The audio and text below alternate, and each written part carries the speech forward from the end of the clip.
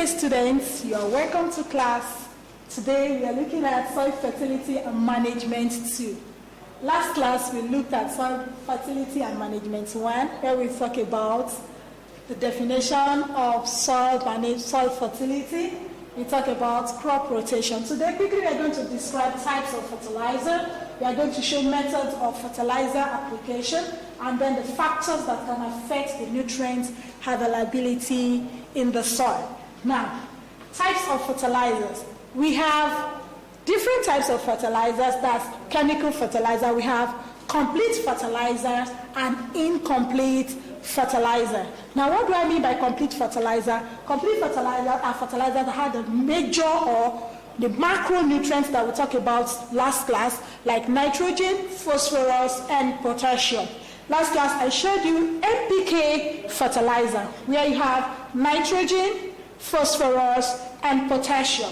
Now we have NPK fertilizer 15-15, NPK fertilizer 20-15-15. That's the composition of nitrogen is 15, the composition of phosphorus is 15, and that of potassium is also 15. Now what you have here, it's a complete fertilizer. Now the second type of fertilizer, we call it incomplete fertilizer. For example, you have urea fertilizer, just having one single nutrient or element in it. Now, this is urea fertilizer and it has just an element there. So it is called an incomplete fertilizer, which is what? Nitrogen. Now we have nitrogenous fertilizer, we have single phosphorus fertilizer, and then we have single potassium fertilizer. All these are types of fertilizers that we have. Now it's just on the basis of the type of nutrients required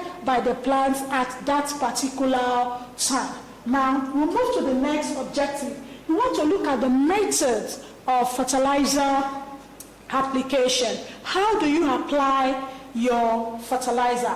Now the first method is the broadcast method. Now here you just pick your fertilizer and then you sprinkle it, you broadcast it. Okay, you broadcast it on your farm or on your plants. Now the second one is foliar application. So here you make use of liquid fertilizer and then you spray it, most especially where you have tree crops. You spray it up, foliar method. Now, apart from that, you have row method or row application. You apply it along, the rows of your plants. Now, the next one is the ring method. You apply in form of ring in a circular form. You apply in a circular form, that's in a ring method. And then the last one that we're going to talk about is the irrigation method. Now here, you dissolve your fertilizer or you make use of liquid fertilizer in your watering can and then you apply as if you are applying water, okay, to your plants. And all these are the methods of fertilizer application. Now we want to look at the factors that can affect nutrient availability in the soil. Those things that can make your nutrient not to be available to your plant. Number one, erosion. Now, what is erosion? Erosion is the washing away of the topsoil. Now, most nutrients that we have, they're on the topsoil. And so, if you have erosion, the erosion will wash the nutrients away, and then the nutrients will not be available to the plants. Now, number two factor is leaching. Now, what is leaching? The moving down of the nutrients beyond the reach of the plants. And so, by the time the plants will want to make use of it, they will not be able to make use of it anymore. And then their roots will not get to where the nutrients are. So this can deprive the plant from gaining access to the nutrients. Number three, overgrazing. Now, when you allow your animals to graze on your farmland, they can actually expose the soil to erosion, either water erosion or wind erosion. And then that will reduce the nutrient availability and your plants will not have access to the nutrients. Now the next one is burning.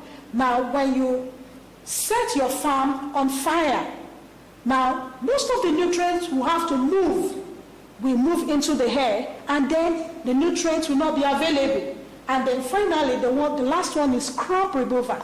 When you remove your crop, you expose the crop, the soil, to soil erosion, either by wind or by water. All these will make the nutrients not to be available to your plants. Now, in your Google class, you have more explanation on this. In your notes and your tasks, you have more explanation on this. And I want to believe with all this you have learned one or two things about soil fertility and management. Thank you. See you next class. Bye.